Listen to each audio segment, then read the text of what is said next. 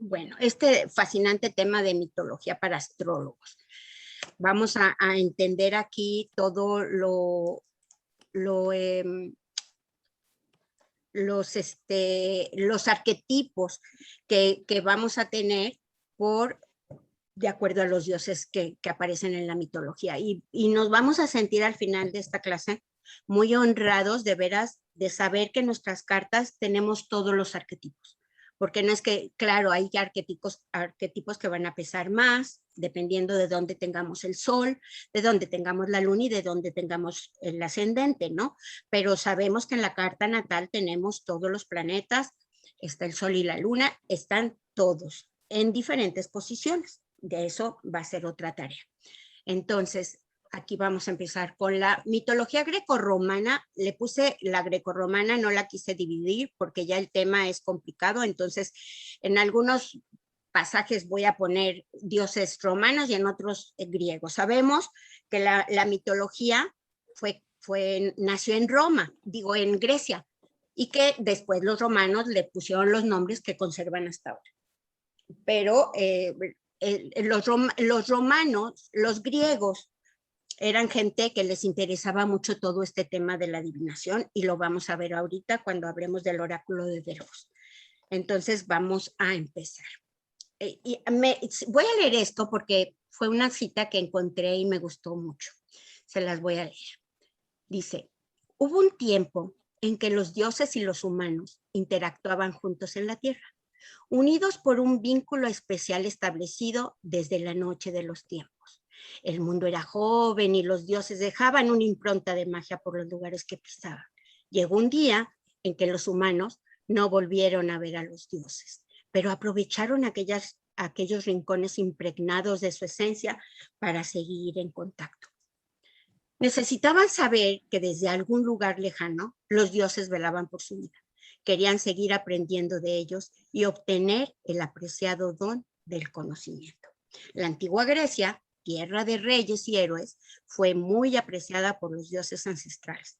Entre numerosas montañas y valles aún perduran algunos de los portales de que los griegos utilizaron para comunicarse con sus divinidades. Sabemos que esta necesidad de sentir que alguien nos protege en algún lado de la vida y del mundo, del espacio, de lo que sea, ha sido una necesidad humana. Les puse esta lámina, me voy a detener un segundito aquí, no se las voy a leer porque está complicada, pero quiero que les quede grabada en el audio para que ustedes después puedan hacer screenshots y la puedan ver con detenimiento. Pero aquí dice que, bueno, la teogonía de Hesíodo habla de que la tierra primero surgió del caos, ¿no? Perdón, la creación.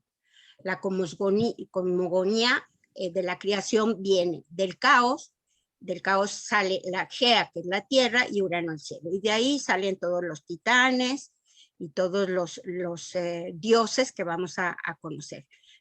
Zeus, Hera, Hades, Vesta, Demeter y Poseidón eran hijos de titanes, ¿no? Entonces, aquí, bueno, después vienen todos los demás que van a estar ahorita muy bien explicados. Pero les dejo esta lámina, les doy tiempo para que la revisen. No la voy a ver toda porque la vamos a ir viendo en detalle. Bueno, luego hablamos ya nos metemos un poquito más al tema y hablamos de que las instituciones religiosas de la antigua Grecia trataron de interpretar lo que pasaba con los mitos. Para nosotros, lo que les explicaba hace ratito, para nuestra formación astrológica, enriqueceremos el saber al conocer los mitos y la asociación que de ellos hacemos con nuestro quehacer astrológico, ¿no? La mitología griega, como definición, es el conjunto de mitos y leyendas pertenecientes a la cultura de la antigua Grecia, que tratan de sus dioses y sus héroes, la naturaleza del mundo, los orígenes, el significado de sus propios cultos y prácticas rituales. Formaban parte de la religión de la antigua Grecia, que tenía como objeto el culto básicamente de 12 dioses del Olimpo. Y bueno, no saben lo que disfruté aquí sacando fotos y tomando, y hay unas cosas, unas imágenes hermosísimas que estoy segura que después de esta clase, cuando ustedes vayan a un museo y vean a Afrodita y vean las tres gracias y vean tanta información que hay que se ha pintado a través del tiempo, van a disfrutar mucho más todo esta manifestación del arte. Bueno, existían 12 dioses del Olimpo que gobernaban el universo desde lo alto del Monte Olimpo, desde el Monte Olimpo, el Olimpo griego. Estos olímpicos, que son los 12 dioses, habían llegado al poder después de que su líder, Zeus, derrocó a su padre Cronos, líder de los titanes, porque aquí, bueno, hay un mito que lo vamos a ver también, como Zeus derroca a Cronos, que es Saturno. Todos los olímpicos están relacionados entre sí. Los romanos, y digo que relacionados entre sí, si todos se juntan con todos y uno viola al otro, bueno. Entonces, los romanos adoptaron la mayoría de estos dioses y a los dioses griegos, pero les asignaron otros nombres. Esto es prácticamente lo mismo. Hablamos de que Zeus y sus hermanos, así como pocos hijos de Zeus que nacieron más tarde. Estos son los dioses olímpicos. Zeus tiene la característica del rayo, el águila, el toro y el roble. Entonces vamos a ir aterrizando ideas. Zeus, hijo de Cronos, Saturno. Por eso, y luego hablamos de Zeus padre, ¿no? Y vamos a ver la importancia que tiene Zeus en la mitología, que de hecho es el rey de los mitos, porque como él tuvo que ver con todas las ninfas y las diosas y también las titánicas. No sé si es correcto decir titánica, pero bueno, las titanes. El más poderoso de todos, Zeus, era el dios del cielo y el rey del Olimpo. Su temperamento afectaba el clima, lanzaba rayos cuando era infeliz. Estaba casado con Hera, pero tenía muchas otras amantes, y ya lo verán. Sus símbolos incluyen el roble y el rayo. Por eso siempre se le ve así con esta imagen enérgica. Y fíjense que ahorita que entremos a Zeus, Apolo, va a ser muy interesante lo que vamos a descubrir. Otro de los hijos de Gea fue Hera. Hera era la diosa del matrimonio y la reina del Olimpo. Recapitulando, tenemos Caos. De Caos nacen Gea y Urano, y de ellos nacen Gea, y de Gea y Crono ya empiezan todos los olímpicos, entre ellos Vesta, Plutón, Juno, Júpiter, Demeter y Poseidón. Ellos tenían características de titanes. Hera, en el nombre romano Juno. Hera era la diosa del matrimonio y la reina del Olimpo. Era la esposa y hermana de Zeus. Ya empezaron las cosas. Muchos mitos cuentan que ella buscó venganza cuando Zeus la traicionó con sus amantes. Sus símbolos incluyen el pavo y la vaca. Y eso lo vamos a ver ahorita. Todo lo que hace Hera, que tiene una cara así preciosa, ¿verdad? Pero era bastante cruel. Ahorita la vamos a descubrir. Apolo. El Apolo tan guapo y tan hermoso. Apolo era el dios de la música y la curación. También era arquero y cazaba con un arco de plata. Apolo era el hijo de Zeus y la titán Leto. Luego encontramos también que le llaman Letona, nombre griego y nombre romano. Y el gemelo de Artemisa. Sus símbolos incluyen el laurel, el cuervo y el delfín. Y ahorita vamos a ver de dónde vienen estos símbolos. Artemisa, nombre romano Diana. Artemisa era la diosa de la casa y la protectora de las mujeres durante el parto. Cazaban con flechas de plata, amaba a todos los animales salvajes. Artemisa era hija de Zeus y Leto, aquí ya está como Leto, y gemela de Apolo. Sus símbolos incluyen el ciprés y el venado. Artemisa, diosa de la luna. Hermes, nombre romano Mercurio. Hermes era el dios un dios mensajero. Un embabucador y amigo de los ladrones. Se dice que inventó el boxeo y la gimnasia. Era el hijo de Zeus y de la constelación de Maya. El más rápido de todos, llevaba sandalias aladas y un sombrero alado y también llevaba una varita mágica. Aquí está la belleza de Afrodita. No me van a decir que no se parecía a mí. Afrodita, el nombre romano, Venus. Afrodita era la diosa del amor y la belleza, y la protectora de los marineros. Puede haber sido hija de Zeus y la titán Dione, o puede haberse levantado del mar en una concha. Hay una mitología, un mito que vamos a ver en donde dice que emerge del mar. Sus símbolos incluyen el arrayán y la paloma.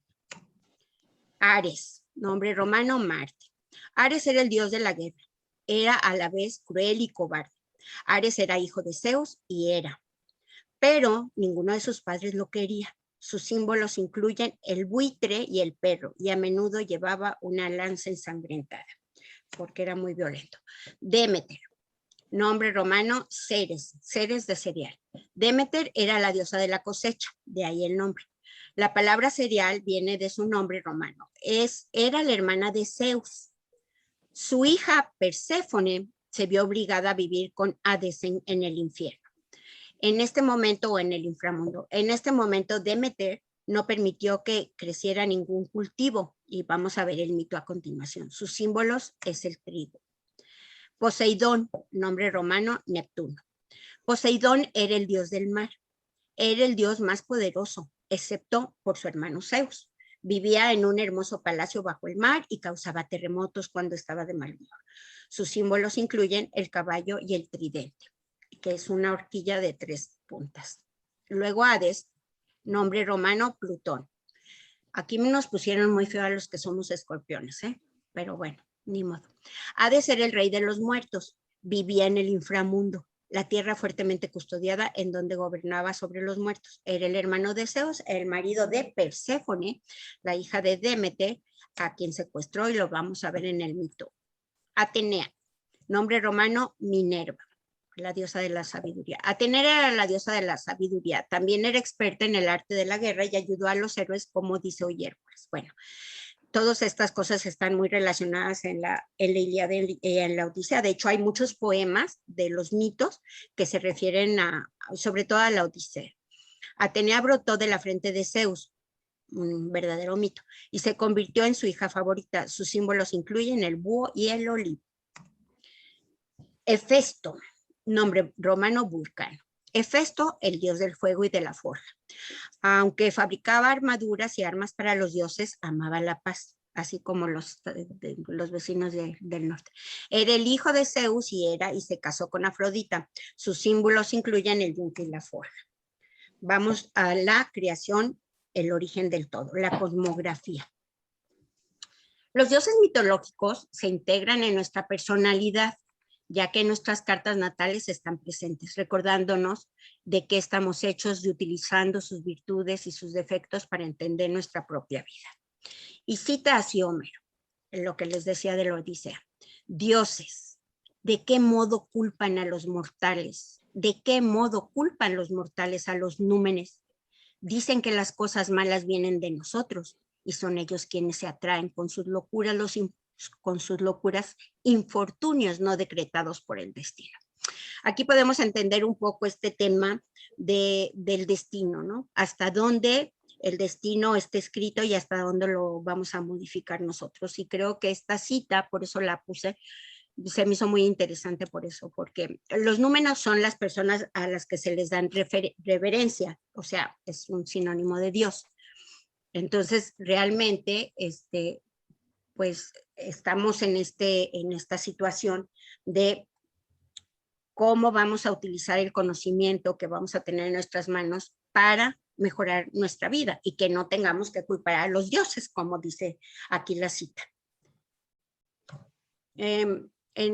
Otra cosa importante es darnos cuenta cómo se gesta en gran parte la cultura griega, dando entonces pie a la interpretación astrológica, entendiendo los mitos y los dioses que en ellos se relatan, lo que facilita dicha interpretación. La astrología sin la mitología es como querer tocar una lira es como querer tocar la lira de Apolo sin cuerdas. Ahorita vamos a ver el mito de la lira. En ese puntito, pues, es ese puntito poético y divino que se imprime en cada lectura. O sea, aquí resalto esto porque quiero que ustedes sientan esta parte que uno hace cuando interpreta una carta. Un segundo, porque ¿me están oyendo? Sí, sí. Es que me dijo que la conexión estaba inestable. Bueno, entonces, desde aquí vamos a entender que lo que hacemos, lo que vamos a hacer cuando interpretemos una carta no va a ser sencillo. O sea, es un punto de conexión entre lo divino, lo artístico. Por eso la astrología es un arte. Entendiendo los arquetipos que vamos a entender ahora con los mitos, los arquetipos de todos los elementos que intervienen en la carta, vamos a enriquecer la lectura. O sea, no vamos a decir, Marte esto y esto. No. O sea, entendiendo qué es lo que representa Marte, dónde está la fuerza de Marte. Y todos tenemos de todo. Esto es muy importante que desde ahora lo empiecen a identificar. A ver, ¿dónde tengo este puntito de Zeus? ¿Dónde tengo? Zeus está representando al Sol. ¿Dónde tengo este puntito de Marte? Pero voy a continuar. Lo que les decía de la teogonía de Hesiodo. Hesiodo, él narra cómo empezó la vida, ¿no? Todo lo que es la existencia del todo. Entonces él dice, cita así en su libro. En primer lugar existió el caos. Después Gea, que es la tierra, de amplio pecho, siempre segura de los inmortales que habitan en el Olimpo, en el fondo de la tierra existió primero Gea, después en el fondo Tártaro, que es el abismo, y por último Eros, el más hermoso entre los inmortales. Del caos surgió Herbo y la negra noche Nicté. De esta, de esta unión, a su vez, surgió Éter y el día. Gea alumbró primero a Urano y luego se casó con él, con sus mismas proporciones para que la contuviera. A mí esto se me hizo muy lindo, ¿no? O sea, ubiquemos la Tierra y luego, ok, necesito un límite. Creó a Urano, dios del cielo. Después de yacer con Urano, Gea procrea a Océano con sus profundas aguas. Después nació Cronos, el más joven, quien se llenó del intenso odio. Cronos se llenó de intenso odio hacia su padre, porque lo veremos en la leyenda como Cronos, Saturno, se tenía que comer a los hijos para tener poder. Bueno, cuando el dios Zeus vio la necesidad de que existieran seres, le pidió a los hijos de Japeto que les diera ciertas cualidades a estos seres para que ellos fueran una raza nueva. O sea, dijo, tiene que haber humanos, no o semidioses. De este modo, Epimeteo les otorgó a los animales que se habían criado dones y cualidades específicas. A unos les dio fuerza, a otros les dio velocidad, a otros les otorgó alguna cualidad. Pero al final notó que había dejado al hombre solo. Otra vez venimos al mismo concepto, traten de visualizarlo, de la creación, de lo que nos habla la Biblia. Dice, ante esta situación, Prometeo decidió hacer de una forma de hombre en arcilla, lo mismo. La moldeó y le dio vida. O sea, esto ya lo hemos oído. Esta vez lo hizo a semejanza de los dioses, también lo hemos oído. El mismo Prometeo se encargó de tomar el fuego del Olimpo para dar a los hombres la sabiduría que les hacía falta. Y fue allí cuando los seres humanos aprendieron todo sobre las ciencias, el arte y todo lo que debían ocuparse tras ser creados, o sea, para llevar a cabo la vida. Pero Zeus se enoja. Zeus se pone furioso y arroja rayos y centellas, relámpagos, hasta Prometeo a un monte conocido como el Cáucaso, donde limita el universo con la ayuda, en el monte Cáucaso, supuestamente, mitológicamente, limita el universo con la nada. Y esto fue muy cruel porque vamos a entender la crueldad que hay de la mitología, ¿eh? O sea, la verdad hay cosas terribles. Es peor que, ¿cómo se llama el programa ese de, bueno, no veo mucho la tele, se me fue el programa. Ya en la noche se le volvió a regenerar, o sea, él lo ató y llegaba un águila y se comía su hígado. Y en el día se le regeneraba, porque ya saben que es un órgano que se regenera, y en la noche se lo volvía a comer. Así, imagínense el castigo de Prometeo. Pobrecito por haber robado el fuego del Olimpo para darnos sabiduría. Entonces crea la primera mujer. Luego de que el castigo se cumpliera por más de 30 años, Prometeo fue liberado por Hércules. Aquí vamos, cuando hablemos del sol, les voy a contar todos los trabajos de Hércules, porque ya no los quise poner en este trabajo porque era demasiado. En el momento en que una deidad conocida como Hefesto se encargó de crear y modelar a la primera mujer que cubriría la tierra y la hizo muy bella, pero de metal. Y cuando la vio Zeus, le dio un soplo de vida.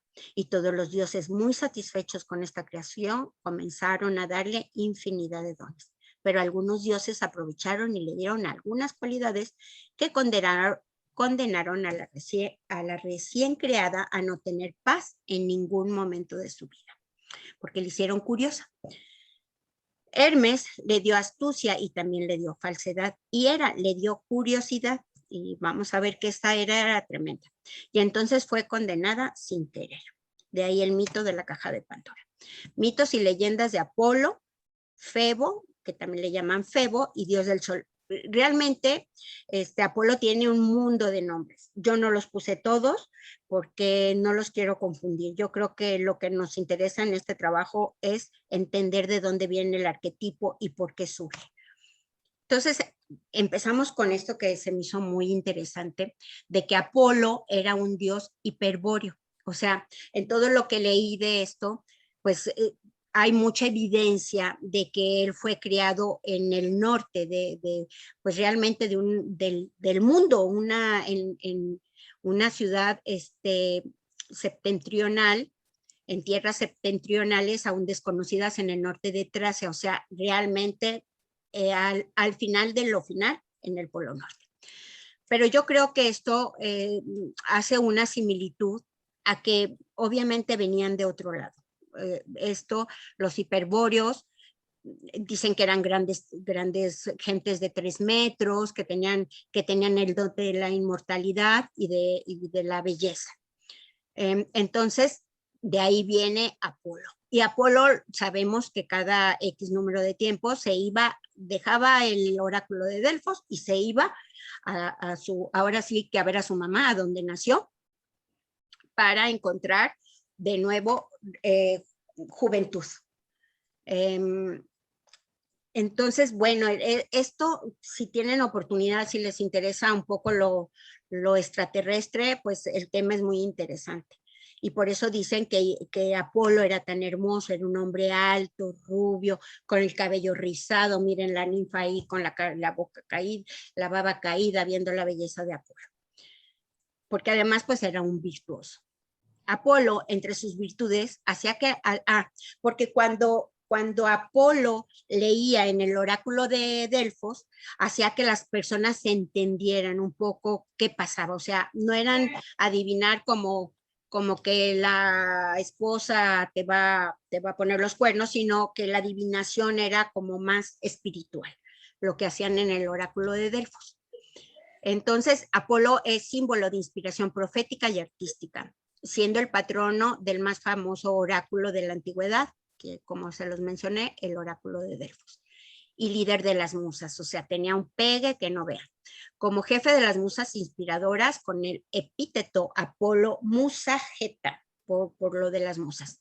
Director del coro, porque como sabemos era el dios de la música, y actuaba como dios patrón de la música y la poesía. Su lira se convirtió en un atributo común. Los himnos cantados en su honor recibían el nombre de peanes. Peán era su nieto, el hijo de Asclepio. Se cree que Apolo fue enviado con Poseidón a crear las murallas alrededor de la ciudad de Troya. Esto viene en todo lo de la Ilíada y la Odisea. Cuando el rey de Troya se negó a pagar el favor de los dioses, Apolo envió una peste mortal a la ciudad. Más tarde fue él quien ayudó a París a matar a Aquiles, siendo él quien dirigió la flecha al joven príncipe. De ahí el talón de Aquiles. Aquí también se habla de que otro epíteto que tiene Apolo es Apolo Citareo, citaré en la columna, bueno, en esta es una columna en donde está la imagen, ¿no? De la Academia de Atenas. Patrón de la salud, fíjense cuántas cualidades tenía. Estamos hablando, no pierdan de vista, que estamos refiriéndonos a la parte solar de nuestras cartas. La belleza, la música, las bellas artes, fuente de inspiración principal para artistas y oráculos, uno de los dioses olímpicos más influyentes de la antigua Grecia. Tuvo muchos amores, especialmente con sus musas, y producto de sus andanzas alrededor de una veintena de hijos. Aunque en ese terreno tuvo algunas desgracias, además también tuvo una serie de amantes hombres. Como yo creo que Apolo fue el primer homosexual de la historia, entre ellos Cipariso y Jacinto. Fue representado innumerables veces desde la antigüedad generalmente como un hombre joven, desnudo y sin barba, en la plenitud de su vigor. O sea, siempre es de esta sensación de que él puede, ¿no? A veces con un manto, un arco y un carcaj. Les pido si pueden silenciarse. Y un carcaj de flechas. Y generalmente una lira, creada por su hermano. La lira, hay un mito que les voy a contar que a continuación va a ser muy pronto, que le regaló su hermano Hermes. Sus animales simbólicos son la serpiente, que se utiliza en medicina, el cuervo y el grifo. En la época helenística, especialmente durante el siglo III antes de Cristo, o sea que hay que ubicarnos en el tiempo, pasó del epitelio de Apolo a Helios a ser identificado por los griegos con Helios, dios del sol, y de forma parecida su hermana se equiparó con Selene, la diosa de la luna. Aquí ya hay un sincretismo que se hace entre los dioses griegos y romanos. Apolo también fue identificado como Apolo Carnellos. Miren, yo insistí mucho en el trabajo de los grandes que son Apolo, Selene, Luna, para que ustedes identifiquen esta parte muy importante que todos tenemos en la carta, porque cuando hablamos de sol, estamos hablando de todas estas cualidades que deben de estar introyectadas en nosotros mismos o en las cartas de las personas que veamos, ¿no? Esta fuerza, belleza, amor por la poesía. Entonces, todos tenemos estas cualidades. También se le identifica como Apolo Carnellos del pueblo de los Dorios, representado en el tiempo de la era de Aries, que terminó hace 2000 años, de la época de las grandes guerras épicas y cuyo máximo representante es Alejandro Magno, cuando el dominio griego se extendía de Egipto hasta la India. Aquí entendemos cómo se fue regando todos estos conceptos y todas las ciencias, entre ellas la astrología. Y la astronomía. El templo más importante de la antigua Grecia estaba dedicado a la diosa Palas Atenea, pero el oro y la riqueza de los nobles se guardaba en el oráculo de Delfos. Y esto les va a gustar mucho, porque a nosotros que nos gusta un poco esta parte adivinatoria, que es lo que hacemos cuando leemos, claro, con elementos porque están ahí escritos, vamos a entender qué pasaba con el oráculo de Delfos y nos vamos a sentir todos un poco identificados con él. Claro, aquí la leyenda es un poco, o el mito es un poco cruel, ¿no? Porque habla de que Pitón, que era una gran serpiente, hija de Gea, la madre tierra, la diosa de la tierra, nacida del barro que quedó en la tierra después del gran diluvio, se forma la serpiente. El monstruo vivía en una gruta cerca del monte Delfos, en el monte Parnaso, y ahí custodiaba el oráculo. El dios Apolo mató a Pitón y exigió el oráculo para sí, y desde entonces fue conocido como Apolo Pitio. Se dice que el dios había fundado los Juegos Píticos para celebrar esta victoria. Y aquí les puse esta foto de la Croix, que me gustó mucho, y está en el Museo de Louvre. Aquí está cómo está el pitón. Y vamos a ver de por qué viene el nombre de pitonisa. Pitón acostumbraba a dar respuestas de parte en el oráculo antes que Apolo. Su destino era que había de morir a raíz del parto de Latona. ¿Por qué? Pues porque la mata Apolo. Por este tiempo, Júpiter yació con Latona. Aquí ya no está como Zeus, sino como Júpiter, hija de Apolo. Cuando Juno se enteró de esto, hizo que Latona diera a luz ahí donde el sol no tuviera acceso. Pero cuando Pitón percibió que Latona estaba encinta por obra de Júpiter, comenzó a perseguirla para matarla. O sea, ahí vienen las venganzas que había, ¿no? Entonces, ¿cómo de que está embarazada de mi marido? Pues no, la persiguió, sobornó a la partera, hizo cuanto pudo, pero la verdad, siempre los dioses, ella encontraba algún dios que la ayudara. Entonces, dice, Neptuno hizo emerger, aquí la está ayudando, hizo emerger la isla de Ortigia, porque le dijo, lo que ella quería es que ella no tuviera paz y no pudiera dar a luz en un lugar estable. Pero Neptuno le ayudó y hizo emerger la isla de Ortigia, que después se llamó la isla de Delos, y ahí Letona, agarrándose a un olivo, dio a luz a Apolo y a Diana, que son hermanos mellizos, a quienes Vulcano les entregó las flechas como regalo. Por eso los dos están simbolizados con flechas. Los vemos en esculturas, en pinturas y en todos lados, a los dos con su arco y su flecha. A los 4 días de haber nacido, Apolo vengó el castigo infligido por su madre, fíjense, a los 4 días.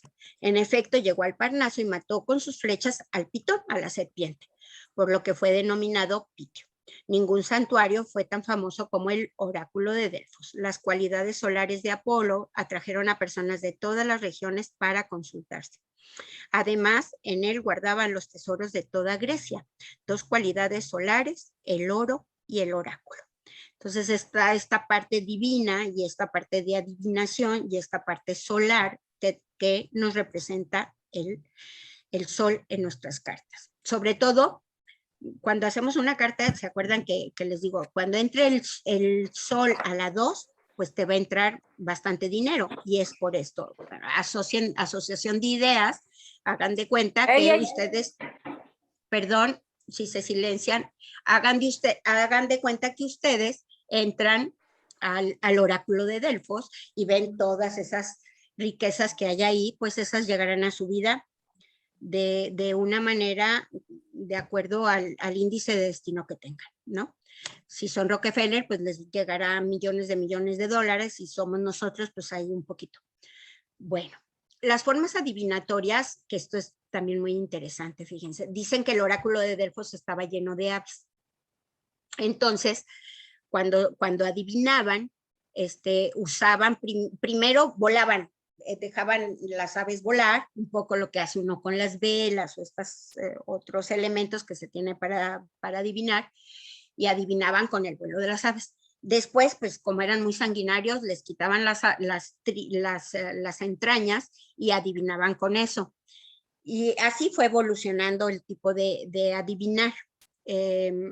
Aquí esto es interesante porque dice que fue tan Apolo solo consultaba una vez al año, pero como el oráculo se hizo muy famoso, entonces pues ya tenía que consultar todos los meses, solamente enero y febrero no, porque se iba a Hiperbórea a tener belleza.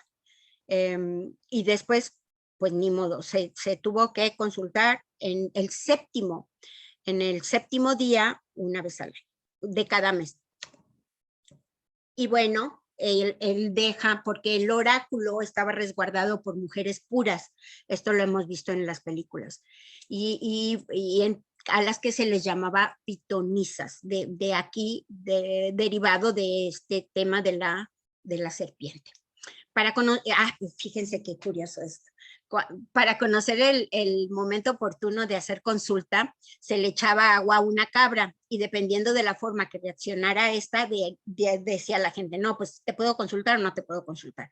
Por favor, ustedes no les vayan a echar agua a sus consultantes porque se van a quedar con una gran demanda por pulmonía. El peticionario, quien era el adivino, se purificaba con agua y recogía laurel. Ahorita vamos a ver por qué laurel, recordando el mito de Dafne, quien se negó a satisfacer sexualmente a Apolo, persiguiéndola, porque Apolo era tremendo, o sea, él violaba a quien se dejaba y poseía a quien quería, persiguiéndola hasta que Gea, fíjense qué interesante, Gea abre un hueco en la tierra y se traga a la ninfa para que no la violara a Apolo. Y en este sitio nace un laurel, un árbol de laurel, y Apolo lo hizo la planta sagrada para recordar que la victoria vence a la victoria sobre la violencia. Las atribuciones de Apolo, o nuevamente las cito: ser de luz, divinidad solar, dios de las artes, la adivinación y la casa. Así es que todos podemos hacer lo que hacía Apolo. Y eso es justamente lo que hacemos cuando hacemos una carta natal. Se dice que a su paso Apolo dejaba alegría, bienestar, calma y felicidad. Esto, otra cualidad que todos podemos hacer al dejar a nuestro paso, que sería pues muy bonito, ¿no? El mito de la caja de Pandora. La caja de Pandora es un mítico recipiente de la mitología griega, tomado de la historia de Pandora, la primera mujer creada por Hefesto por orden de Zeus, que contenía todos los males del mundo. La historia cuenta que Zeus, deseoso de vengarse de Prometeo por haber robado el fuego, el pobrecito nos quiso dar sabiduría y le fue muy mal, y dárselo a los humanos, presentó al hermano de este, Epimeteo, una mujer llamada Pandora, con quien este se casó. Como regalo de bodas, Pandora recibió un misterioso petos, que es una tinaja, una cajita, con instrucciones de no abrirlo bajo ninguna circunstancia. Los dioses habían otorgado a Pandora una gran curiosidad. Acuérdense que le otorgaron muchas virtudes, pero también la hizo curiosa y pues acabó con ello. Al abrirlo, escaparon de su interior todos los males del mundo. Gracias Pandora. Cuando atinó a cerrarla, solo quedaba en el fondo Elpis, el espíritu de la esperanza. Que bueno, finalmente nos dejó eso. El único bien que los dioses habían metido en ella. O sea, de todas las virtudes y todos los dones que nos habían regalado, pues solo nos quedó la esperanza. Y eso, por eso dicen, la esperanza es lo último que muera. Y bueno, y ahora aquí está, de esta historia surgió la expresión: la esperanza es lo último que se pierde. Y así debe de ser. Al menos nos dejó esta esperanza.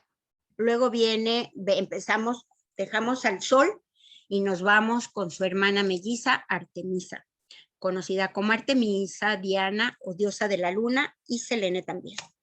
Artemisa para los griegos y Diana para los romanos es la diosa de la luna.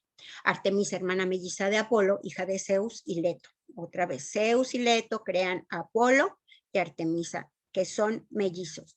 Fue considerada la diosa de la casa y el campo.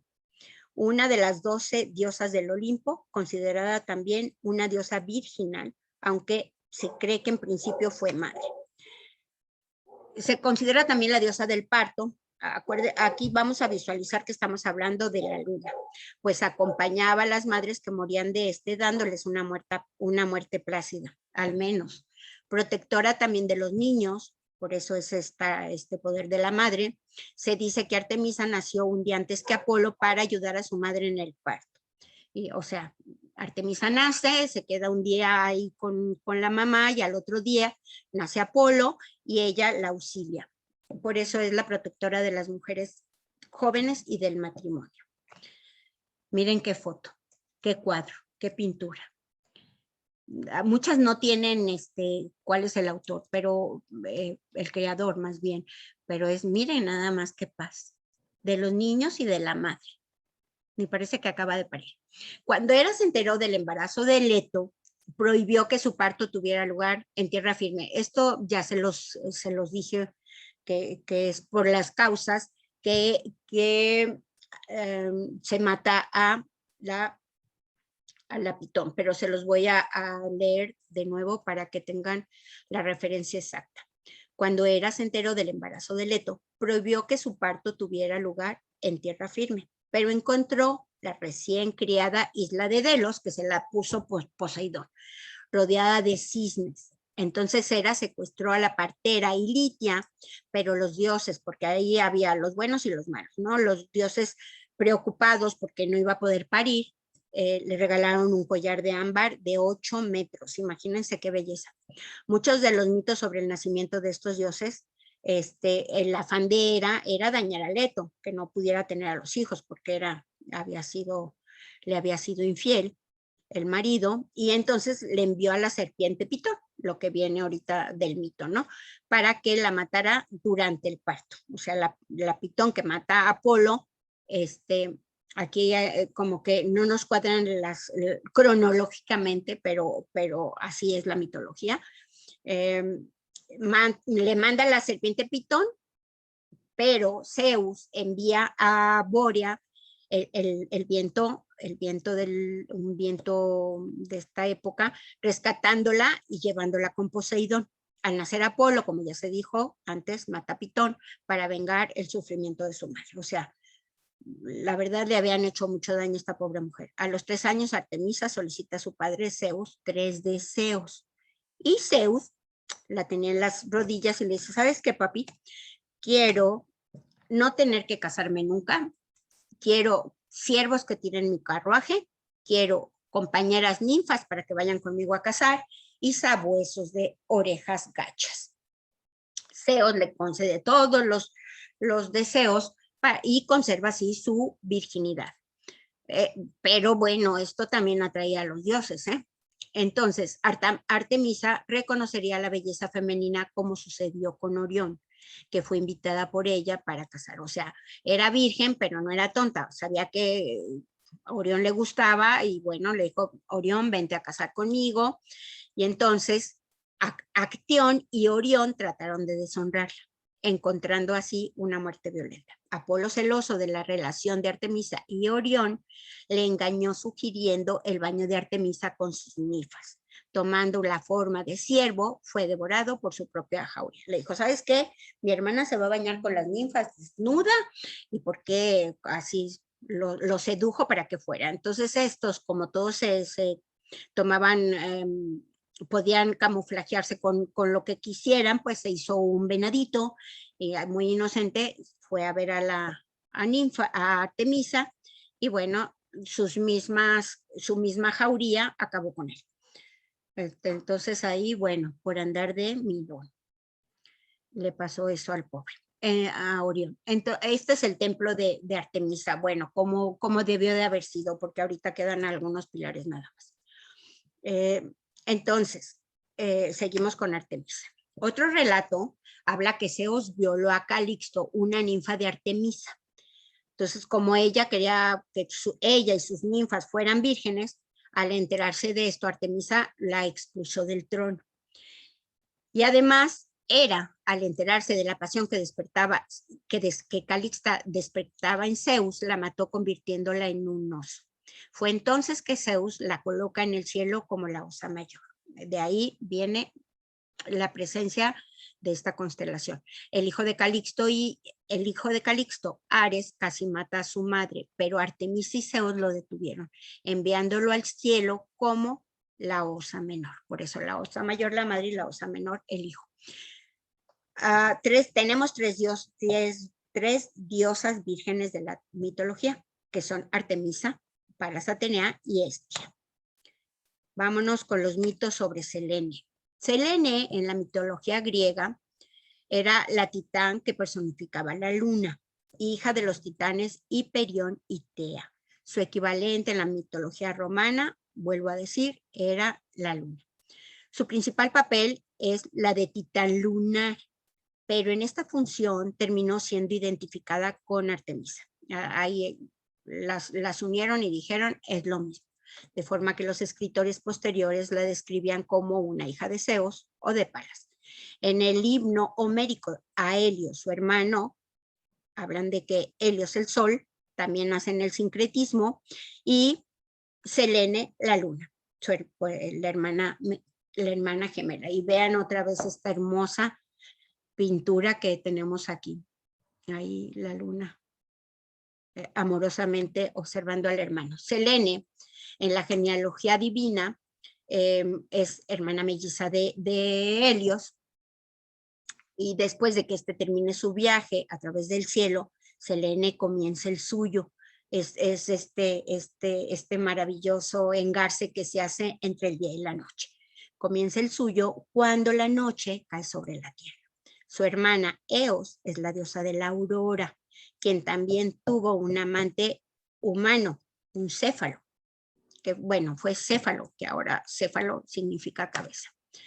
consortes de Selene. Bueno, Selene, acuérdense que Artemisa quiso ser virgen, pero aquí Selene ya hablamos de otra cosa, aunque estamos representando lo mismo. El pastor Endimión estaba enamorado de Selene y le pidió al dios Hipnos el poder de dormir con los ojos abiertos para poder admirarla cuando ésta cruzaba el cielo nocturno. Bueno, eso que pasa cuando uno está enamorado, ¿no? Que te despiertas y ves a la pareja y te quedas con la baba caída. Hipnos, quien estaba enamorado del pastor, le otorgó el don para poder contemplar a Selene durante la noche. Por otra parte, hay fuentes que señalan que tuvo descendencia con Zeus, porque Zeus para todas tenía Pendía, Ersa y Nemea, y que con Helios fue madre de las 4 estaciones. Esto es por algunos mitos que hay. En el arte, Selene es representada como una mujer muy hermosa, con grandes atributos. Estamos hablando de grandes pechos. De hecho, hay una imagen de las que perdí, en donde se ve la estatua con miles de senos. O sea, los senos le quedan casi hasta la rodilla, le cae. Esa alguno de ustedes la puede encontrar. En el arte, conducía un carro de caballos de plata. Entonces aquí ya hacemos la simbología que la luna representa la plata, el sol representa el oro. Entonces vamos empezando ahí a entender qué es lo que pasa cuando nosotros hacemos las cartas y las interpretamos. Entonces por eso yo les digo, la luna representa la protección, la maternidad. Ya me entienden, no estoy tan loca. A menudo era retratada montando un caballo o un toro, vistiendo túnicas, llevando una media luna sobre su cabeza, siempre en la foto anterior ya ven qué hermosa, ¿no? Y portando una antorcha. Ahora queda claro con la luna, viene este sentido de protección, de maternidad, de que hace hasta lo imposible por dar a luz a sus hijos. O sea, vamos haciendo la asociación de ideas y dándole la importancia a cada elemento de estos temas mitológicos. Ahora nos vamos con Mercurio. En la mitología griega, Hermes es el dios olímpico mensajero, el mensajero de los dioses, no de las olimpiadas, sino de los dioses del Olimpo, de las fronteras y los viajeros que las cruzan, porque aquí Hermes encontré que hay viene de una situación que había con hacer piedritas en los caminos. Cuando ustedes van a lugares muy pobres, limitan los terrenos con piedras. Bueno, de aquí viene esto. Por eso es la frontera y los viajeros que las cruzan, del ingenio y del comercio en general, de la astucia, de los ladrones, de los mentirosos, y es el guía que él guía a las almas al inframundo, al Hades, a la tierra de Hades, o sea, Plutón. En la posterior mitología romana fue llamado Mercurio, hijo de Zeus y la Pléyade Maya. El himno homérico a Hermes se le invoca como el de multiforme ingenio. Por eso cuando hablamos de Virgo y hablamos de Géminis, hablamos de todas las cualidades que tiene Mercurio. Vamos a ir ubicándonos, ¿no? en el tema. Es jefe de los sueños, espía nocturno, guardián de las puertas, que muy pronto habría de hacer alarde de gloriosas hazañas ante los inmortales dioses. Hermes también es protagonista de muchos mitos, van a ver, tiene muchísimos mitos. Este es un mito muy, muy bonito, fíjense. Dice que en sus primeras horas de vida, o sea, ubiquémonos que es un bebé, se escapó de su cuna y fue a Pieria. Se discute si se trata de un lugar situado en Acaya o en otro en Tesalia. Y se llevó a alguno de los bueyes de Apolo. Fue al lugar, robó los bueyes de Apolo. Para no ser descubierto por los rastros de sus pasos, Hermes se puso unas sandalias y condujo los bueyes a Pilos. Pero se dice, en algún otro lado encontré que él caminó al revés y de ahí Mercurio retrógrado. Fíjense cómo todo va saliendo. Entonces, se roba los bueyes y se encierra en una cueva. Deja los bueyes encerrados y se vuelve a ir a su cunita. Entonces, Apolo, que todo sabía, pues es el rey de la adivinación, le dijo, oye, mis bueyes.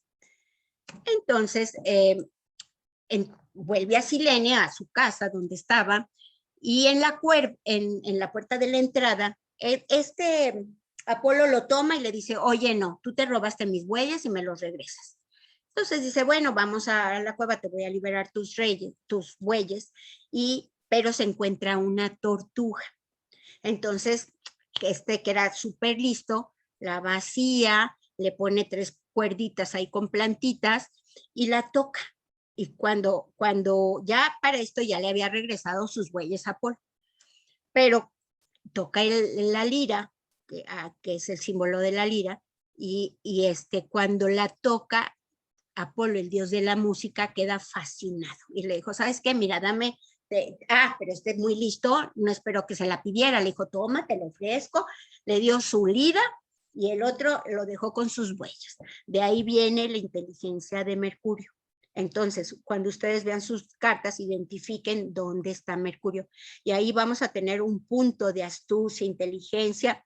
Y bueno, también acuérdense que le robó los bueyes, o sea, no todo era bueno, ¿no? Entonces vio que sus afirmaciones no eran creídas. Ah, bueno, este es el mito, que ya se los conté de otra manera. Hay otro mito muy interesante que es el mito de Hermes y la negociación con Hades. En la mitología griega involucran a Hermes como negociador, por eso es el mensajero de los dioses. O sea, cuando se pierde la hija de Demeter porque la secuestra Hades, el dios Zeus le dice, Mercurio, necesito un favor, te vas a ir a negociar con Hades porque yo no puedo tener a mi gente sin cosecha. Demeter era la diosa de la cosecha, y entonces como Hades secuestra a Perséfone, le dice, no, pues ayúdame, necesitas bajar al inframundo y negociar con Hades. Por eso de ahí viene esta situación que tenemos cuando los aspectos de Mercurio hablan de la forma en que nos comunicamos y el poder que tiene la comunicación. Entonces baja, déjenme ver si los encuentro aquí. Entonces cuando Zeus envía a Hermes al inframundo a negociar con Hades para que devuelva a Perséfone, el pacto fue finalmente que el Hades, que no quería, dijo, no, yo no te regreso a Perséfone y no te la regreso y no te la regreso. Pero como era muy hábil con la comunicación, hace un negocio y le dice, mira, vamos a hacer una cosa, yo necesito llevarle a Zeus a Perséfone porque la madre Demeter está muy angustiada y la tierra ya no tiene cosechas porque la mujer se la pasa llorando. Entonces dice, vamos a hacer un negocio. Unos meses la dejamos en la tierra y otros meses te la traemos. Y de ahí salen las estaciones, en donde Perséfone va a habitar el inframundo, el otoño y el invierno, que vean ustedes que es cuando no hay cosechas. Y regresa a la tierra con su madre Demeter en primavera y verano, que es cuando todo florece y cuando hay cosecha. Es un mito muy bonito, la verdad. Y bueno, aquí la labor fue de Hermes. Otro mito de Hermes habla de que un día bajan a la tierra Hermes y Zeus y empiezan a pedir posada, ¿no? Algo de comida, toman forma de humanos y nadie los alimenta.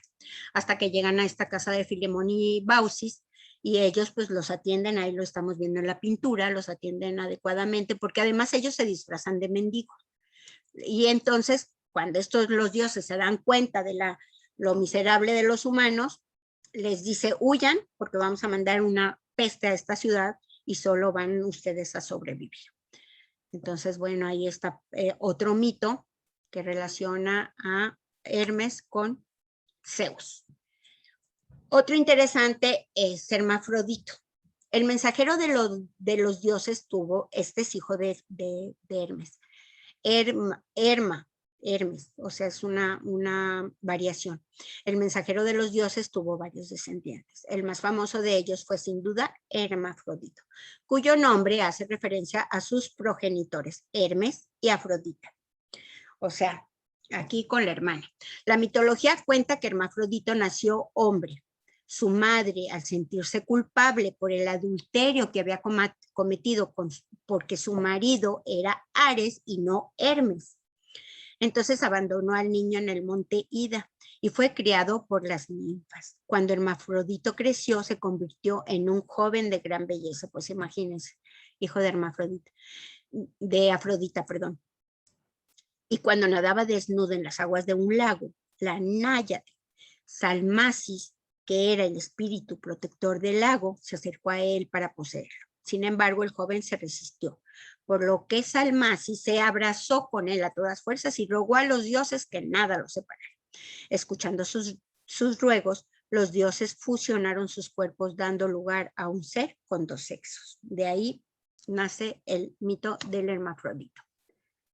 El dios Hermes solía ser identificado por estar dotado de un determinado tipo de vestimenta.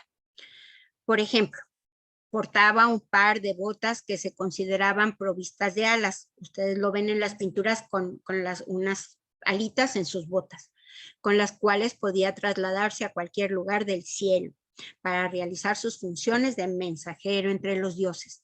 De igual manera, podía llegar gracias a sus botas en la tierra. Tenía además un casco de Aidoneus que estaba dotado de un maravilloso poder. Pues gracias a este tipo de gorro, él contaba con el don de la invisibilidad. Ojalá encontráramos unos gorritos de esos. Estos dos elementos eran solo parte de todos los atributos con los que contaba Hermes, pues tenía muchos otros que les damos a conocer adecuadamente mediante los siguientes puntos. Bueno, se dice que la vara de los heraldos, en la que estamos viendo aquí están las alitas, están no sé si es oro o latón. La vara de los heraldos, la espada, las pipas de pastor, la tortuga, el crocus, el árbol de fresas y las oreidades. Considerado también como el dios del comercio, este es otro punto que hay que considerar de Mercurio. Donde está Mercurio está el comercio.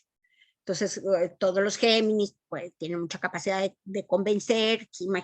Imagínense que convenció a Hades de que soltara a Perséfone, si no podemos convencer a alguien de que nos compren algo, ¿no? Considerado también como el dios del comercio, de las relaciones sociales, de la riqueza, a quien se invocaba para realizar los negocios y con ello tener un enriquecimiento que fuera rápido. Aquí hay un tip, chicos. El maestro lleno de sabiduría que permitía con ellas alcanzar las experiencias del éxtasis religioso. También.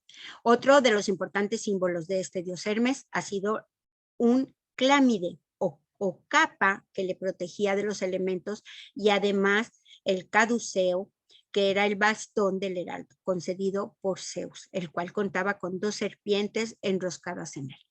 La tradición cuenta en este sentido que Hermes se encontró en una ocasión con estas 2 serpientes, discutiendo entre ellas, y mediante el uso pacífico del caduceo consiguió separarlas y dar fin a esta discusión. Por lo tanto, se considera que su bastón es un símbolo de neutralidad y diplomacia. Ahí está. Es muy bonito. Nos vamos con los mitos de Afrodita. Por su origen, nacimiento y destino, esta revelación me tengo que ir más rápido porque ya es bien tarde. Por su origen, nacimiento y destino, está relacionada con las 3 partes del universo. Se dice que Afrodita se originó en el cielo, nació de las espumas del mar, y en la tierra fue recibida con asombro por su esplendorosa belleza e irresistible sexualidad. Esta relación triple ha hecho que el mito de Afrodita, diosa del amor, sea universal. Y la vamos a relacionar para que empiecen a conceptualizar con Venus. El mito de Afrodita.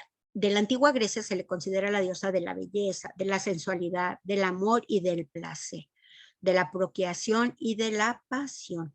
Afrodita es sincretizada con la diosa romana Venus. Aunque se le considera la diosa del amor, se le venera como diosa del amor en el sentido erótico, más que en el sentido romántico. También se le considera diosa de la fertilidad, de la eterna primavera y de la vida. Ocasionalmente se ha considerado la diosa del matrimonio y del parto, e incluso se le considera patrona de las prostitutas. Bueno, esto está más claro porque realmente la diosa del parto, pues ya sabemos que es la luna.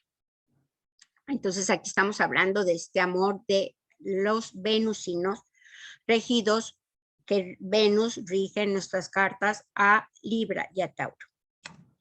El mito de Afrodita en Grecia tiene la influencia del culto a Astarte, que fue adorada como diosa de la fertilidad, de la sensualidad y de la guerra por los fenicios y por todo el Medio Oriente. De hecho, como les digo, yo nada más puse lo que nos puede ser útil para interpretar las cartas, porque en todas las culturas, Mesopotamia, sirios, en todas tenemos simbologías, ¿no? También es muy interesante, pero bueno, pues como digamos, nuestra materia prima viene de estos griegos y romanos, pues me enfoqué a estos puntos.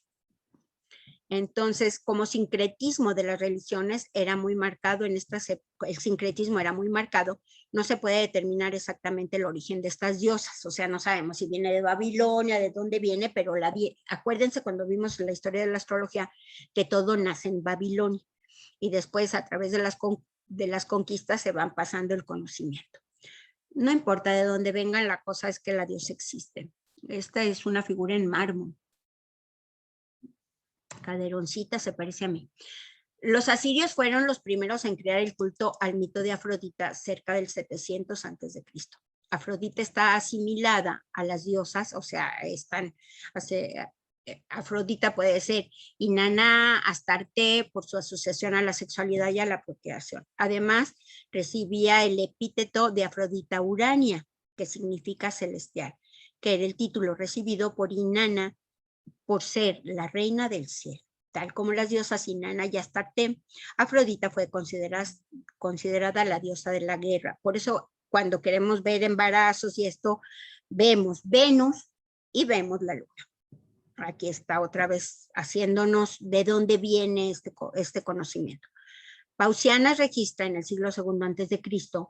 que la diosa fue adorada en Esparta como Afrodita Areia, que significa guerrera. Guerrera, pues vamos a ver por qué. Astarte, Ishtar, Inanna, Hathor y Afrodita son consideradas la misma diosa, sin ser posible determinar quién fue quién primero. En el Imperio Romano, Afrodita se convertiría en Venus. Las tradiciones populares griegas, ella era la diosa del amor y por lo tanto la que inspiraba la pasión en los corazones, tanto de los dioses como de los humanos. Y gracias a este poder reinaba todo sobre lo viviente. Acuérdense que se dice que no se sabe si emerge del mar, y aquí hay otro mito muy interesante. No sé si aquí lo escribo. En la antigüedad fue venerada como diosa del mar y de la navegación por haber nacido del mar. Su majestuosidad hace que las olas del mar se suavicen y que las aguas brillen como una joya.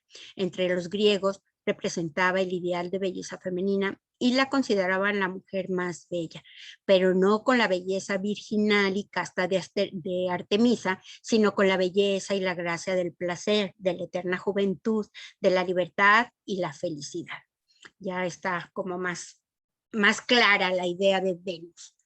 Las Cárites, mejor conocidas como las Tres Gracias, que hay un cuadro muy hermoso, las Tres Gracias y las Horas, creo que es de Rubens, no me dejen engañarlos, investiguenlo. Las diosas del orden estaban al servicio de Afrodita y eran sus compañeras. Para los antiguos griegos, Afrodita representa la nobleza de los sentimientos, de ahí que esta parte de Venus, decimos, hay dos ángeles, Venus, que es Afrodita, y Zeus, que es Júpiter. Entonces, hay esta parte, ¿no? El Júpiter, bueno, pues con sus cosas, porque ya vamos a ver que para todas tenía y era también muy sanguinario. Pero Afrodita, bueno, nos motivaba a tener diplomacia. Entonces, cuando nosotros vemos identificamos Venus en una carta o vemos las personas que tienen ascendente o sol o la luna en Venus, bueno, vamos a introyectarle todas estas cualidades. Donde me quedé, representa la nobleza de los sentimientos, por eso es que a ellos no les gusta pelear, ellos van por la parte de la diplomacia. Sin embargo, a medida que evoluciona el mito de Afrodita, además de encarnar el amor puro, comenzó a simbolizar el amor apasionado, la pasión desencadenada y nociva, como se evidencia en la relación adúltera que tiene con Ares. Este romance entre ambos dioses está lleno de odio, pasión, belleza y obscenidad. El epíteto con el que más comúnmente se conoce a Afrodita por parte de los filósofos fue el de Urania, que significa celestial, porque decimos que Afrodita viene del cielo, emerge del mar. Como Afrodita Pandemos se asocia con su hija Peito, que es la persuasión. Hesiodo, en su Teogonía, narra que Urano, titán del cielo, mantenía encarcelados a sus hijos menores dentro de su esposa Gea, en el Tártaro, que es el abismo, en lo más profundo de la tierra. Gea talló una hoz pedernal, fíjense, este es súper sanguinario. Gea talló una hoz pedernal y les pidió ayuda a sus hijos para vengarse del padre. Estamos hablando que el papa era Urano. Crono, Saturno, tomó la hoz y cuando Urano estaba con Gea en el lecho, le cortó los genitales y los arrojó al mar. Los genitales de Urano fueron arrastrados por el mar por mucho tiempo y de la carne inmortal surgió una espuma y de ella emergió la mujer más bella de todas, ya adulta, que es Afrodita. Ya adulta, blanca como la espuma, que le dio nacimiento, una gran dulzura irradiaba en su sonriente rostro. Es por ello que su nombre se ha interpretado como surgida del mar. Por eso dice que tiene las tres cualidades. Del cielo, llega a la tierra, emerge del mar y se hace terrenal. En el mito de Afrodita, es otro mito que narra que cuando Hefesto nació, su madre Hera lo arrojó al Olimpo. Porque Hefesto era muy feo. Y entonces los voy a tratar de resumir porque tenemos ya poco tiempo. Entonces, nace Hefesto y Afrodita, a pesar de ser muy bella, ella no encontraba marido. Entonces Zeus, preocupado, pues le dice, ella va a ver a Zeus y le dice, oye, papá, pues es que no encuentro marido, soy muy bonita, pero no tengo con quién casar. Y entonces se urde ahí un problema y entonces Zeus le dice que se tiene que casar con un hombre, pues que es un dios, pero es muy feo. Y este es el dios Hefesto. Entonces, pues Afrodita no estaba contenta con el Hefesto, pues era muy feo y era cojo. Entonces se enamora de Ares. Y aquí empieza lo bueno. La infelicidad de su matrimonio con Hefesto hizo que Afrodita se enamorara de Ares. Helios, el dios del sol, obviamente son amantes, aparece el sol y los descubre. Y entonces le va y le cuenta a Hefesto que Afrodita le estaba poniendo los cuernos. Entonces Hefesto, que era muy inteligente, colocó una red invisible sobre la cama de los amantes. Y entonces ideó en la mañana, ¿no? Y le dijo, ¿sabes qué, Afrodita? Mañana me voy a ir y regreso hasta pasado mañana. Entonces está rápidamente, eso que no había celulares, le dice a Ares, ya se fue. Y Ares llega de inmediato y entonces, bueno, pues hubo de todo, pero pues Ares llevaba a su guardián Electrión y le dice, tú te vas a quedar aquí cuando amanezca, antes de que amanezca me tienes que despertar, pues para irme, ¿no? Pero Electrión se queda dormido y no lo despierta. Entonces llega amanece, aparece Helios y automáticamente cae sobre ellos esa capa que los atrapó. Y entonces lo que hace Apolo, muy enojado, convierte a Electrión en gallo, por eso es este símbolo del gallo que nos despierta, ¿no? Pero no paró ahí.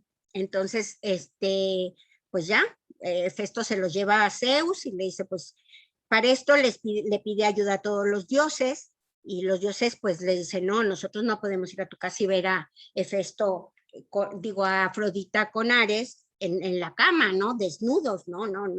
Además, pues cualquiera hubiera querido ser Ares. Entonces, bueno, pues ya va con Zeus y le dice, necesito que me castigues y tengo que resarcir esta situación con Ares. Entonces, y bueno, pues hasta ahí acaba el mito de Afrodita, pero se dice que la relación no paró, continuó por mucho tiempo y tuvieron muchos hijos. Entonces, aquí hay otro mito que es el de Afrodita y Psique. Psique era el menor de los 3 hijos del rey de Anatolia. La joven princesa, aquí está otro mito que se los voy a contar de rapidito porque es muy interesante. Cuando esta mujer Psique era muy hermosa, tan hermosa como Afrodita. Entonces Afrodita se siente muy celosa por la belleza de Psique y también siempre maquinando cosas terribles, le dice a Psique que la gente los iba a ver a Psique y entonces el templo de Afrodita se empezó a vaciar porque era tan hermosa Psique, tanto o más que Afrodita, que empezó a haber competencia por la belleza de una y de otra. Entonces Afrodita se sintió celosa y pidió a su hijo Eros, que es el dios del amor, Cupido en la mitología romana, que hiciese que Psique se enamorara del hombre más feo del mundo. Eros, que era Cupido, accedió, pero accidentalmente él mismo se hirió con una de sus flechas y quedó eternamente enamorado de Psique. Mientras tanto, los padres de Psique rogaron a Apolo por un esposo para su hija. Eros preparó el oráculo de Delfos para que dijera que Psique estaba destinada a un dios horrible y que habitaba en la cima de una montaña. Esto fue idea de Eros. Psique, resignada, enfrentó su destino y subió a la montaña. Y en la montaña vino el viento del oeste, toma a la princesa en sus brazos, todo ideado por Eros, y la transporta a un hermoso valle. La posa cerca de un hermoso palacio, y entonces ahí llega Eros, se enamora, miren qué pintura, no me digan que no es un narciso para el alma. Y entonces se queda en la habitación, llega Eros, le dice que por favor lo único que le pide es que no prenda la lámpara, que no puede ser visto, porque obviamente pues iba a dar cuenta de que era el hijo de Afrodita. Y así lo hace, empiezan una relación, pero un día le dice Psique que se siente muy sola y que quiere que las hermanas la acompañen en el palacio, y Eros dice, bueno, está bien que venga. Y entonces al llegar al palacio, las hermanas empiezan a preguntarle, oye, pero ¿y cómo es tu amor, no?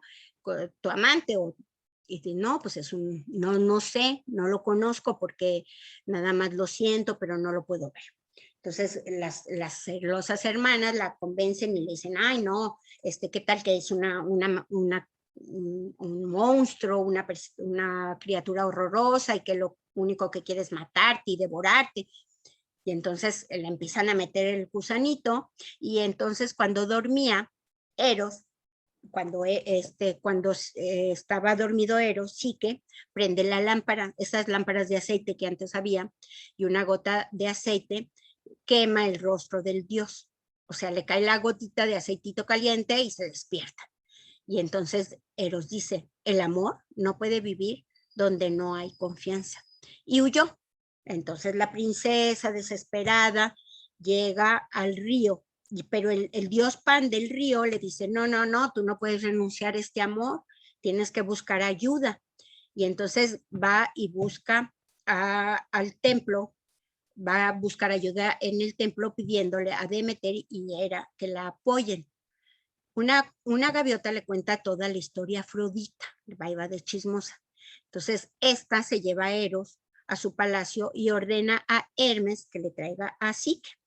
Entonces ya en el templo de Afrodita, Psique le pide que por favor que la ayude, que ella está enamorada de su hijo y entonces ella le dice, ok, te voy a apoyar, pero necesito que me hagas 2 trabajos. El primero es que selecciones de un campo lleno de semillas, me las separes y me digas cómo cada una de qué tipo es, y las coloques, las clasifiques, ¿no? Y le da un tiempo muy limitado.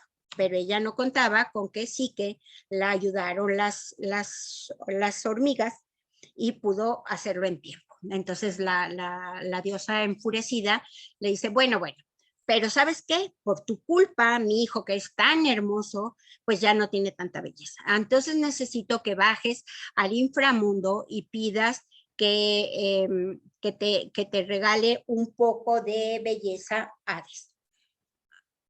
Entonces, me dice que los participantes pueden ver mi pantalla. ¿Algo pasa? Bueno. Te vemos ¿Están bien todos. todos bien? Bueno, gracias. Entonces, siguiendo las Sí, indicaciones, ¿perdón? todo bien. Muy bien, gracias. Entonces le dice que su hijo pues ya no es tan bello por su culpa y que tiene que bajar al inframundo a pedir un poco de belleza para el hijo. Entonces, porque acuérdense que en el inframundo está Perséfone, que habita 6 meses y 6 meses en la tierra. Entonces, bueno, ella dice, pues, ¿cómo le hago para llegar al inframundo? Pues me voy a tirar de una torre para morirme, llegar al inframundo. Pero como tenía muy buena suerte, pues alguien le dice, no es necesario que te mueras, ¿no? Hay otras formas, vamos a seducir aquí a las personas que intervienen en este ir y venir de la gente, de los que transportaban a las almas al Hades, y ahí ella lo soborna, llega al inframundo sin necesidad de morirse, y Perséfone, que era una chulada, pues le da una cajita y le dice, toma, aquí está, llévasela a Afrodita. Pero como está, pero al ver la caja que tenía belleza, dice, sí que, ¿no?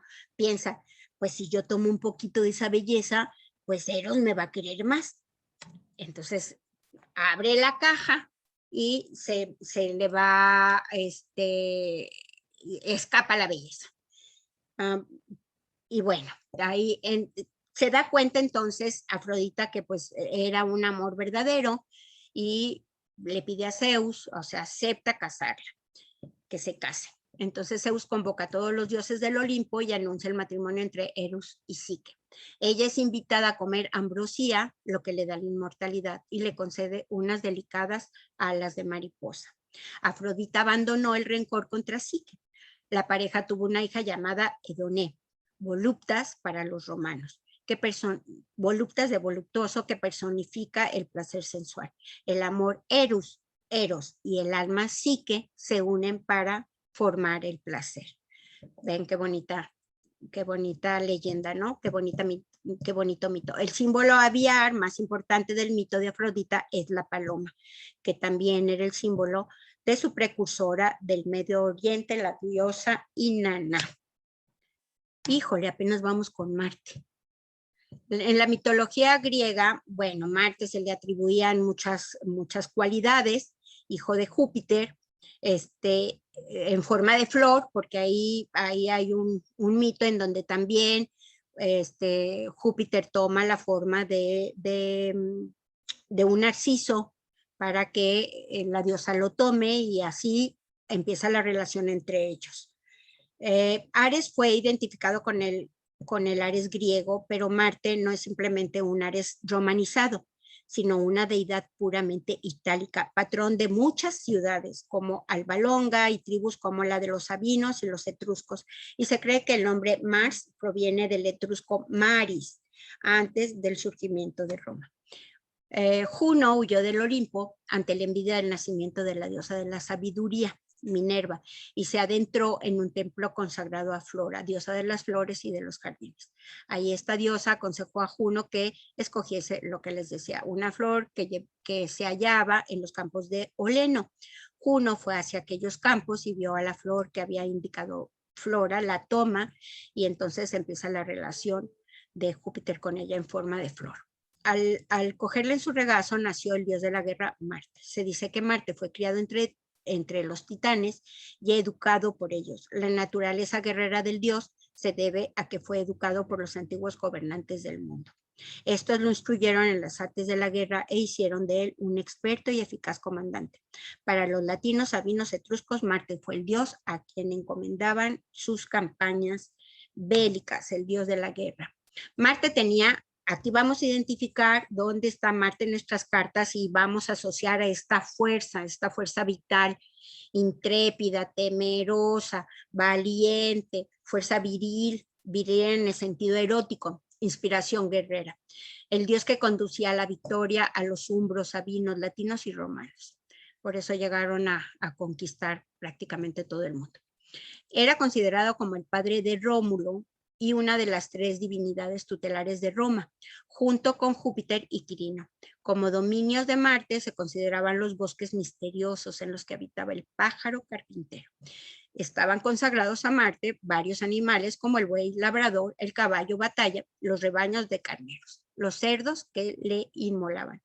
Por lo tanto, en Roma Marte tenía varias funciones: dios bélico, dios de la guerra, dios de la cultura y laboreo en el campo, cultura en el sentido de cultivo, dios de la primavera y de la potencia viril, potencia sexual.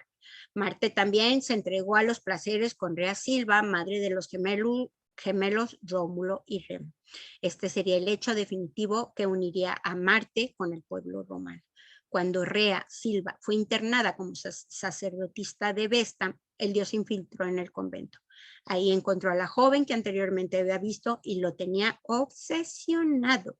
Marte la dejó encinta a la virgen, que ya no era virgen, de Vesta, de los gemelos que fundarían el pueblo más poderoso de la historia, Rómulo y Remo. Marte se representa como un varonil guerrero que porta una lanza y un yelmo. Los mitos dicen que el dios de la guerra era acompañado de 3 figuras.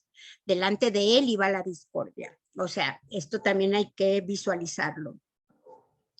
La discordia por delante, que es la que va a provocar el problema, ¿no? Anunciando la presencia bélica de este. Detrás de Marte hacían caravana tanto el clamor como la cólera, porque si uno, ¿qué es lo que tenemos que controlar en las cartas? Cuando aparece Marte, el enojo.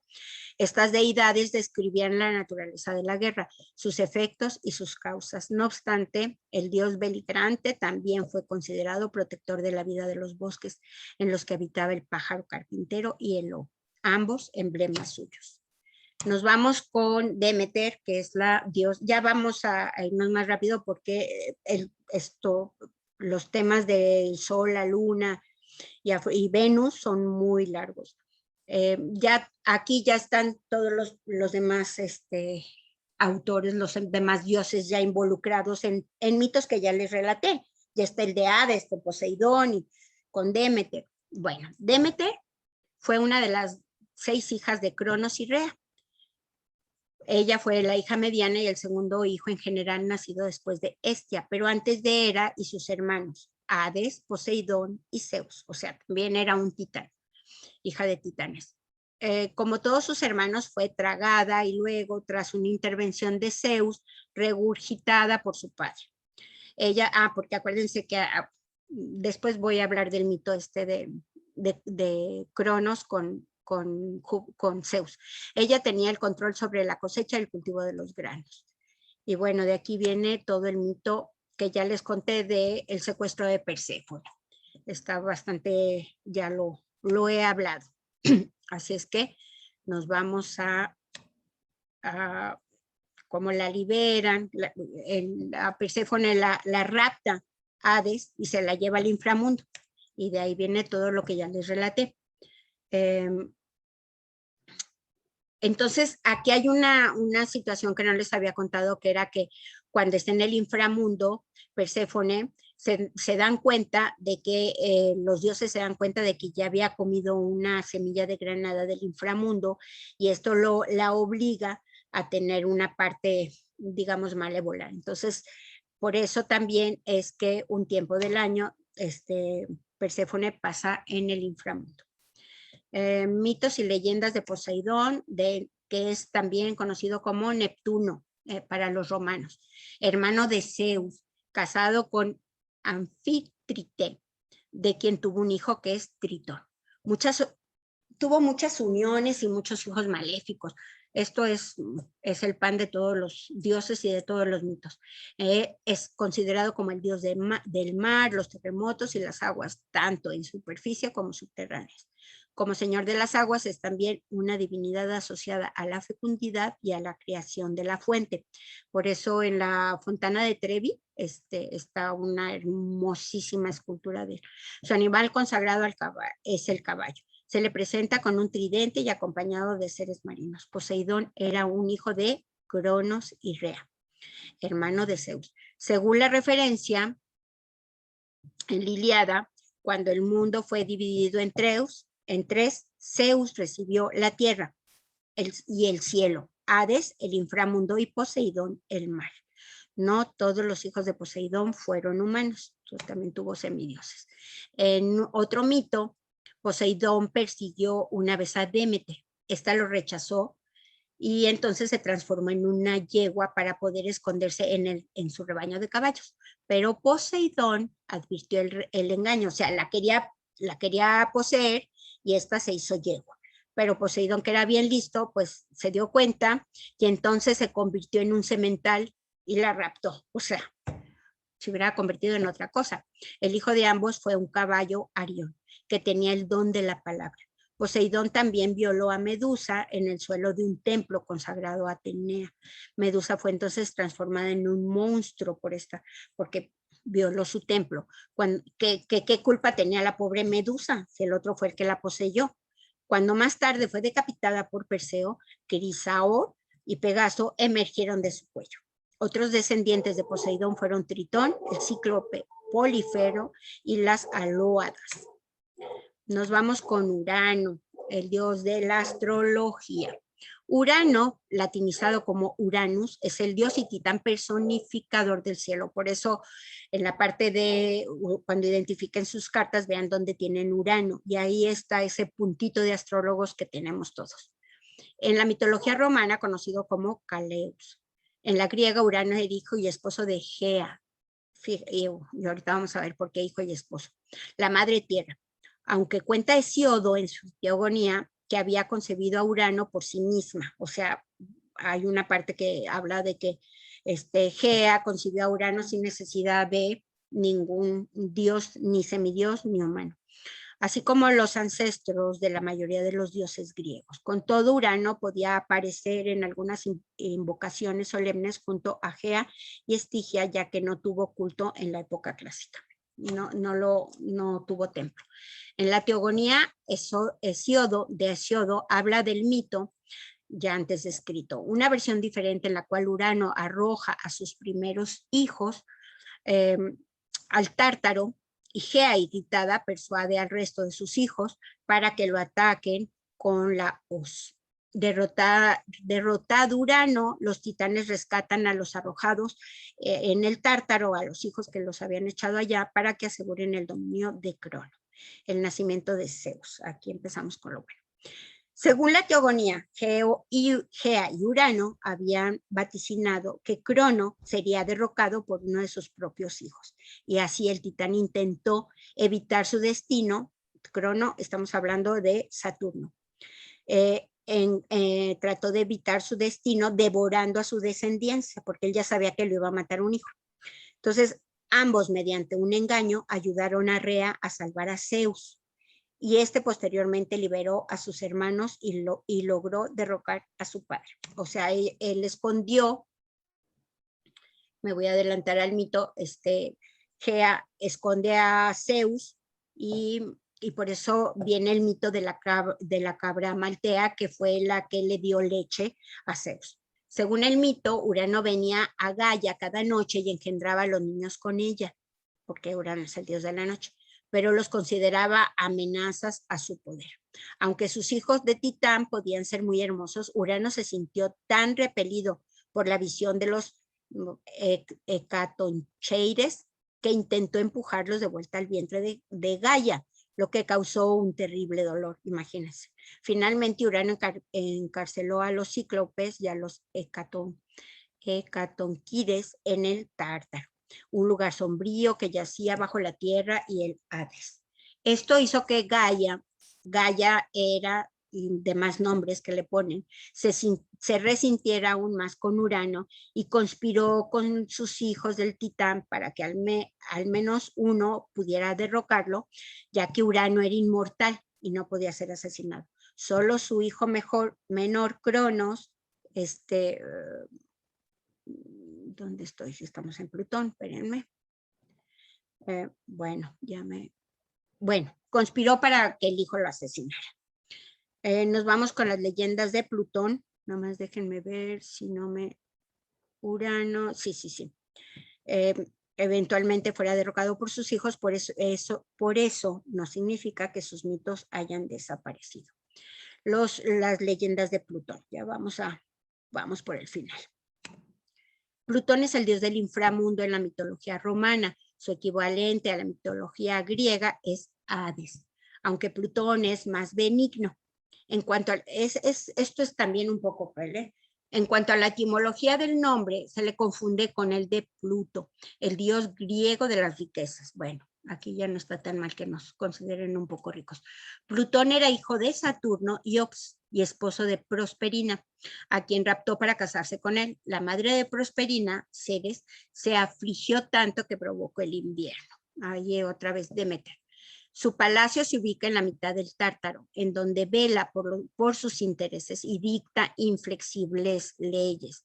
De aquí vamos a asociar el arquetipo de Plutón, el que habita en las profundidades, por eso todo lo profundo se asocia con el signo, como es toda la parte sexual, ¿no? Por lo mismo, y lo inflexible que somos muchas veces los escorpiones. Sus súbditos, sombras ligeras y miserables, son tan numerosas como las olas del mar y las estrellas del firmamento. Todo lo que la muerte y la cosecha sobre la tierra vuelve a caer bajo el cetro de este dios, o sea, todo cae, aumentando su riqueza y convirtiéndose en su presa. Desde el día en que se inauguró su reino, ni uno de sus ministros infringió sus órdenes. De ahí ese poder, cuando hablamos de Plutón, que los plutócratas ricos, la riqueza y la autoridad, pero es una autoridad subordinada, por entenderlo de alguna manera. A él todo mundo le teme y entonces nadie le dice que no. Nadie lo desobedece y su autoridad se reconoce universalmente hasta el fin de los tiempos. Por eso, cuando vemos una carta y vemos un Plutón en 6, pues sabemos que esta persona no va a llegar a ser un empleado, él necesita ser un jefe, como Plutón. Dictar órdenes, crear leyes inflexibles. Y bueno, aquí tenemos uno que nos gobierna. De todos los dioses, Plutón era el más despiadado y temido por los hombres, quienes lo califican de adamastos, inflexible y terrible. Entonces, esto de inflexible está muy bien con el arquetipo de Plutón. Se le temía por su fealdad y la dureza de sus rasgos. En cuanto tenemos Plutón en casa 1, nuestra mirada es muy profunda, los que sean de ascendente, y vean aquí la fuerza que tiene. Claro que también fueron muy crueles porque miren qué feo lo hacen, tampoco es para tanto. Se le temía, claro, yo soy escorpión, se le temía por su fealdad y la dureza de sus rasgos. Si bien era inflexible, se le consideraba que era más justo, era el más justo de todos los dioses. Y esta es otra cualidad muy importante del escorpión, la justicia. O sea, la lealtad y la justicia están implícitas en el planeta. Pues a su reino acababa llegando cualquier ser mortal, más tarde o más temprano. No importa la clase, rango, lugar, procedencia, todos caen al inframundo. Se le considera más tarde como un dios benefactor, dispensador de riquezas. Por eso cuando vemos que Plutón, Neptuno y el Sol, Júpiter, Plutón y Neptuno en casa 2, decimos que entra dinero porque los tres eran hermanos. Se le consideró más tarde, por esto, un dios benefactor y dispensador de riquezas. Epímenes había hecho colocar su estatua en los templos de las Euménides, y contra la costumbre habitual se le presentaba con una forma y actitud agradables. O sea, ya. Y aquí está el mito que ya les platiqué, donde captura a a Perséfone. Zeus o Júpiter se quedó con el cielo y la tierra y el dominio y cuidado de los dioses y de las hermanas. Poseidón heredó el reino de los mares y se convirtió en el dios de las profundidades, de los subterráneos, de las riquezas. Por eso cuando en una carta vemos un Plutón con Marte, se puede pensar en un atentado que puede ocurrir en el metro, por este tema de los subterráneos, para que vayan asociando. Plutón, por su parte, heredó el inframundo y se casó con Perséfone o Cora, hija de Zeus, con Demeter. Después de un secuestro de éxito y reinaban en el inframundo en compañía de su esposa, y lo demás ya se los expliqué, que manda a Mercurio, Zeus manda a Mercurio al inframundo a negociar con Hades. El mito de Plutón, ahí está negociando, oye, no seas malo, me la llevo, y el otro que no quería. Entonces, vámonos con creo que es el último, Cronos, Saturno. Saturno es el menor de los hijos de Urano y Telus, el cielo y la tierra, en virtud del derecho de progenitura. Titán, el mayor de los niños de Urano, debía suceder a su padre en el trono, pero aquí viene esta parte de Saturno de ascender, de querer el poder. Pero Saturno, como era muy ambicioso, a él no le tocaba el derecho al trono, consiguió que su hermano Titán le dejara reinar, en su lugar, con la condición de que Saturno hiciera perecer a sus hijos varones, con el fin de dejar a Saturno a su muerte el trono del Olimpo. Pero él no contaba con que estaba Júpiter, estaba Zeus. Entonces Saturno se casó con quien tuvo varios hijos. Cumpliendo lo pactado con su hermano, devoró a todos sus hijos recién nacidos ávidamente. O sea, qué cruel, ¿no? Sabiendo además que un día sería a su vez destronado por uno de sus hijos. Exigía a su esposa que le diese a los recién nacidos. Sin embargo, Ops, la esposa de Crono, logró salvar a Júpiter, que ya se los expliqué. Y entonces, se va a, permítanme, bueno, Saturno se queda tras el fin de la Edad de Oro como el dios protector de las siembras. No, aquí es una lámina antes. Mitos y leyendas de Júpiter. Denme un segundo que esto ya se me pasó. Ajá. Bueno, entonces se quería comer a todos los hijos, pero la madre esconde a Zeus y lo logra salvar, y es Zeus quien derrota luego a Saturno, a Cronos.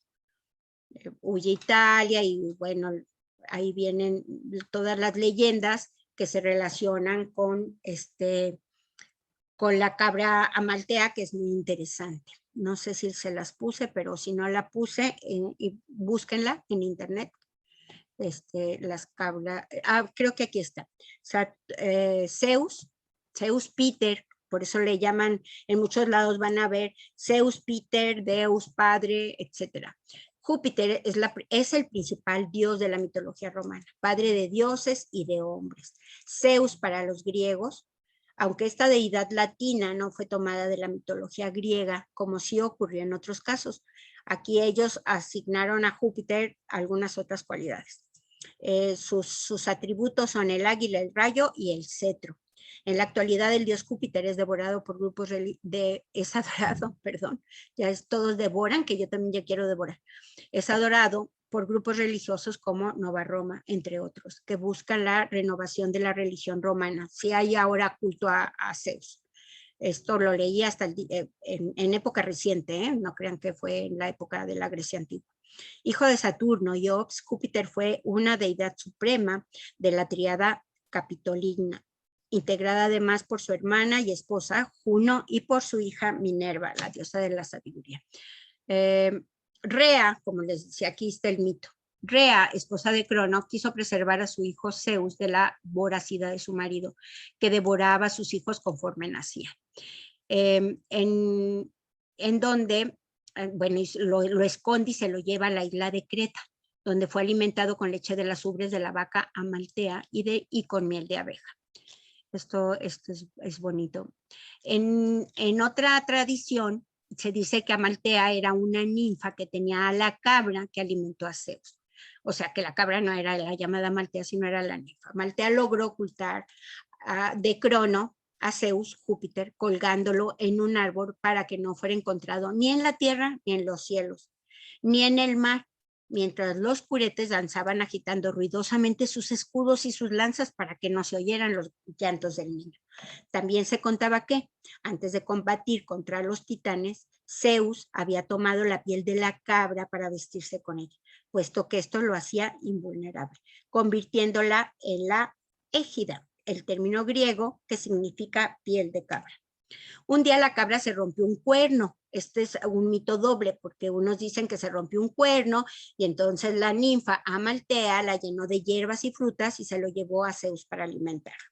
Otra versión dice que Heracles había arrancado un cuerno de Aqueloo mientras luchaba con este, que se había metamorfoseado con un toro, pero por la posesión de Deyanira. Así las náyides consagraron el cuerno rellenándolo de frutas y flores. O sea, siempre el cuerno, por eso es el mito del cuerno de la abundancia.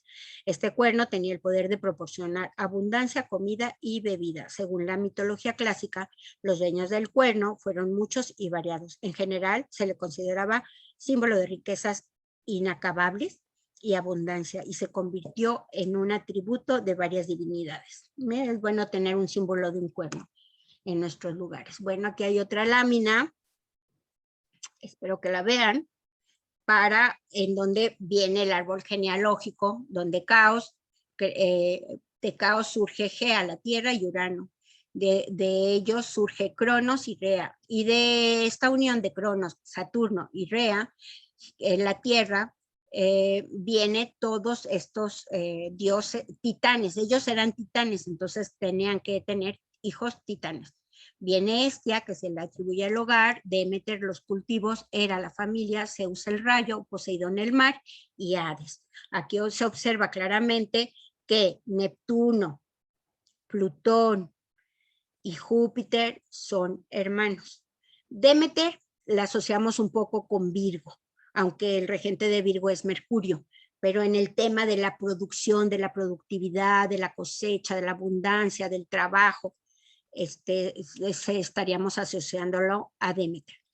Ya Zeus tiene todos estos hijos que son Hefesto, el dios del fuego, Ares, el dios de la guerra, Dionisio, el dios del vino, el que nos gusta, Hermes, el mensajero, que es Mercurio, Atenea, la sabiduría, Artemisa, la casa, la luna, Apolo, el sol, la belleza, y Afrodita, el amor y la belleza, que es Venus. Bueno, espero que todos hayan disfrutado hasta aquí este compendio mitológico, un poco, pues, no sé, traté de enriquecer hasta donde pude esta exposición y espero que les haya gustado. Voy a cortar la grabación